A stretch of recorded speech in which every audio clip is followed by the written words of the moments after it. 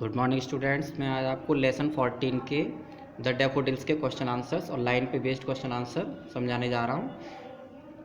First question है, when and where did the poet see the daffodils? कवि ने कब और कहाँ डैफोडिल्स को देखा? How many daffodils were there? और कितने डैफोडिल्स थे? The poet saw the daffodils beside the lake. कवि ने डैफोडिल्स फूलों को लेक यानी कि झील के किनारे देखा। बीनीथ द ट्रीज, पेड़ के नीचे। व्हेन ही वॉज वॉन्डरिंग, जब वह भटक रहा था। There were 10,000 that is countless daffodils. लगभग 10,000 या कह सकते हैं कि असंख्य डैफोडिल्स झील के किनारे उसने देखे। तो यह 10,000 एक सिंबल दिया हुआ है असंख्य फूलों के लिए, यहाँ हम उसको असंख्य फूलों के रूप में समझेंगे। Question 2, to what does the poet compare the daffodils? कवि डैफोडिल्स की तुलना किससे करता है?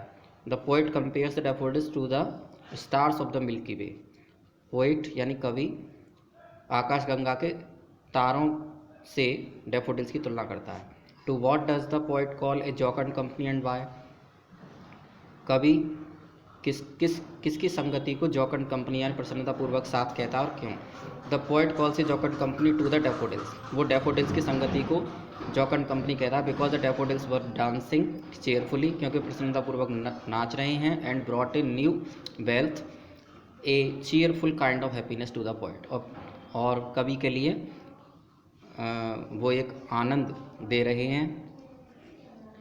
How were the daffodils looking when the poet saw them? जब कवि ने देखा तो डैफोडिल्स कैसे लग रहे थे? The daffodils were fluttering and dancing in the breeze when the poet saw them. जब कवि ने उनको देखा तो वो मंद हवा में हिलते डुलते और नृत्य करते हुए दिख रहे थे।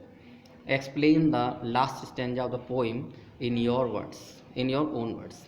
यानी कि अंतिम स्टेंजा को आप अपने शब्दों में व्याख्या कीजिए, अंतिम पैसेज की, अंतिम स्टेंजा की। आंसर है, इन द लास्ट स्टेंजा यानी अंतिम पद्यांश में, द पोएट सेज, कवि कहता है, that whenever he lies on his couch, जब भी वह अपने सोफे पर आराम करता है या फिर लेटा हुआ होता है, and is in low spirit, और जब लो स्पिरिट्स में होता है यानी कि जब वो निराशा की भावना में होता है और या फिर विचार मग्न होता है, और व्हेन ही इज़ सॉरोफुल, और या फिर वह दुखी होता है।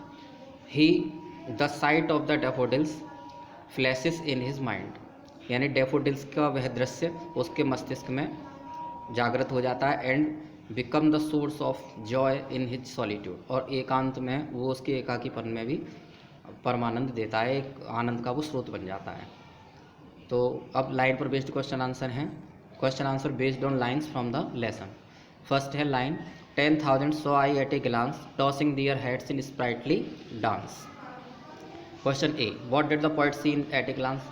कवि एट ए ग्लांस यानी कि एकाएक क्या देखता है? The poet saw countless flowers at a glance. कवि एकाएक काउंटलेस फ्लावर्स यानी असंख्य फूलों को, डैफोडिल्स के फूलों को देखता है। What were they doing? वे क्या कर रहे थे? They were dancing lively tossing their heads. वे अपने सिर को फुदक कर सिर को उछलकर, मतलब सिर को हिला डुलाकर और उछल कर डांस कर रहे थे, कूद रहे थे। Question C, define the meaning of at a glance. Define the meaning of at a glance. At a glance का मीनिंग क्या है? The meaning of at a glance is immediately upon looking, यानी कि अचानक से देखने पर। Next line 2, they flash upon that inward eye which is the bliss of solitude. What does the word they refer to? They का यहाँ अर्थ क्या है? दे से किसको संबोधित किया गया है? The word they refers to the daffodils. They शब्द का अर्थ यहाँ डैफोडिल्स से है, डैफोडिल्स के जो फ्लावर्स हैं उनके लिए दे का प्रयोग किया गया है। What does the poet mean by underline words? The poet means his loneliness at home. यहाँ ये अंडरलाइन वर्ड इस जगह सॉलिट्यूड है, इसे आप अंडरलाइन कर लीजिएगा। तो सॉलिट्यूड अंडरलाइन वर्ड है। तो what does the poet mean by underline word? Underline word का जो अंडरलाइन वर्ड है उसका मीनिंग क्या है यहाँ पर? तो the poet means his loneliness at home. तो यहाँ कवि का तात्पर्य रहेगा घर पर उसके अकेलेपन से। Question C, why does the poet call it bliss of solitude? कवि इसको एकांत का आनंद क्यों कहता है? कवि इसको एकांत में परमानंद क्यों कहता है? The poet calls it bliss of solitude because he feels happiness inwardly remembering them while alone at his home. क्योंकि कवि जब उनके विषय में सोचता है, उन डैफोडिल्स फ्लावर्स के बारे में सोचता है, तो वह अपने घर में एकांत होने पर भी वह हैप्पीनेस महसूस करता है और उसे प्रसन्नता होती है। इसी के साथ ये लेसन फिनिश होता है। Thank you very much.